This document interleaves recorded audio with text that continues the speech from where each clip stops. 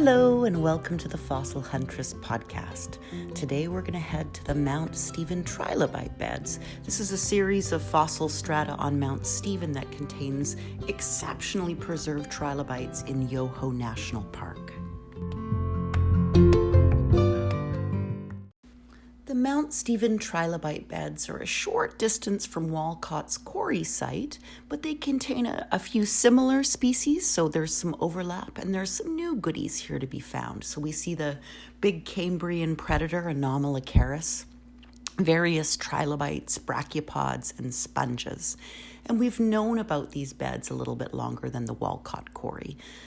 There was a great Canadian railway being built through Western Canada in the late 1800s, and in 1886, some railway workers reported finding stone bugs when they were going through the talus slopes of Mount Stephen. And they brought these bugs to some specialists who recognized them for the beautiful and varied trilobites that they are, and a new site was uncovered and began to be explored. Given the sheer volume and variety of trilobites found, the rock and the area of the earth that would become Mount Stephen was clearly trilobite paradise 500 million years ago. But what are now the slopes of a mountain in the main ranges of the Rockies were then shallow seabeds on the edge of ancestral North America. And this ancient continental core was down near the equator, so it wasn't up in the temperate zone we find it today and where much of Canada is living today. And the days during the Cambrian differed. So each had 21 hours of sunlight, and there was 420 of them in a year. So the Earth was revolving faster around the sun than it does today. The Mount Stephen Trilobite Beds tell us about shallow seas that must have been perfect for trilobite survival. They survived and thrived in those beds because it's just a smash up, a whole mountainside. It's trilobite heaven by all accounts. And unlike the remarkable diversity that we see over in the Burgess Shale, which is just across Kicking Horse Valley, the fossils of Mount Stephen are overwhelmingly Cambrian trilobites. And we see the range in sizes and shapes. We see everybody accounted for. They're the tiny little agnostida, the swimmers that are less than a centimeter long that dined on plankton. We see Tychoparidia, which was scurried along the seafloor, snatching up tidbits in low oxygen environments that probably didn't appeal to the others. We see the predators, Ogygopsis and the Olenoides, which are by far the most common fossils in the bed. We also see, just for the record, over in the Eager Formation near Cranbrook, we see all Olenoides. So certain sea conditions seem to be preferentially better for certain trilobite species than others.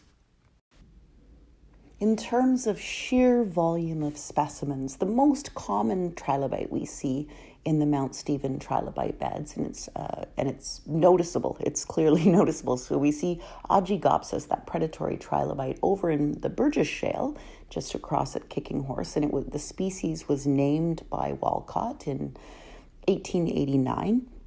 But we see this guy in the Mount Stephen Beds just chock-a-block. So they look like the prints of children's shoe prints, and we see them in a variety of shapes and sizes. So this guy would have grown by wriggling out of his exoskeleton, his hard shell, and then would molt time after time until he was about 12 centimeters in length. And in some places on Mount Stephen, we find these guys head to head and shoulder to shoulder. They were just prolific in this fossil bed. Now, you'll forgive me because I have a thing for Olenoides. I love Winaria, and I love the Olenoides I find in the Eager Formation near Cranbrook. But Ogygopsis is a good-looking boy in his own right. So he had a big, prominent glabella with eye ridges at the top of his head. And he lacked those pleural spines, those little dangling pointy arm bits you often see on trilobites that I quite fancy. And he had a big round bottom, so he had a spineless pygidium. So his bum went down and was round and didn't have any of those attractive tail spines. And we see Ogygopsis in around North America, and we also find him in the Cambrian of Antarctica, but he is by far the most common fossil in the Mount Stephen beds. Now, aside from their aesthetic beauty, trilobites, which are named and sometimes I think of them as bites, as bites, little trilobites, but they are three-lobed animals. They had a nice hard exoskeleton, so they're pleasing in shape, they're visually easy to identify, and they have thousands of forms that developed from the early Cambrian about 542 million years ago until the end of the Permian around 291 million years ago. And aside from being very satisfying to collect and visually stunning, all of those reasons are amazing. But because we can recognize the species and how they developed in their evolution, they're amazing as index fossils. We can use the fossils we find and quite quickly, and if you've been out in the field, you've done this, where you pick up an ammonite or a trilobite, you know roughly what it will be, so you either recognize the specific species or you recognize the body shape in time, and it tells you, I'm looking at a Cambrian site, or I'm looking at a Middle Cambrian site. And that's hugely useful for dating the beds of, the outcrops around the world.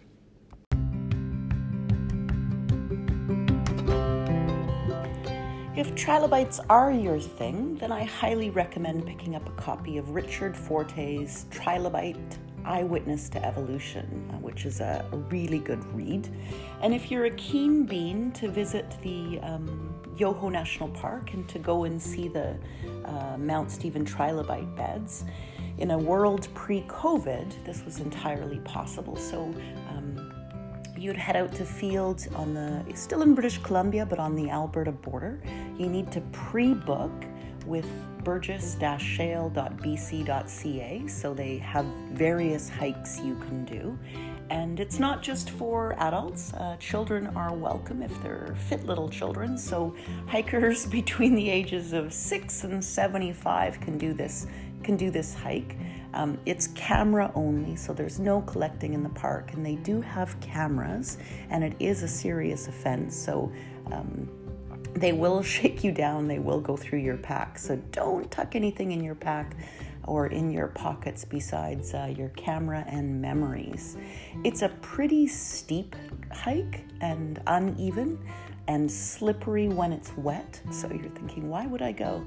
Because when you get to the top, it is glorious. So the beds are prolific, the sites in the Rockies, and it's extremely beautiful. I'll do up a little post on the Fossil Huntress blog and put a link over on the Fossil Huntress Facebook page.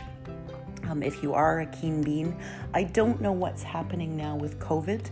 I'm on the site right now, and it looks like the hike is open, but you'd want to check that. And it's at a higher elevation, so if you live at sea level, you will notice the difference when you go, 4,000 feet up to the fossil beds. You'll feel it in your breath and in your energy level, so you might feel a little bit more lethargic than you normally would, but you should be fine.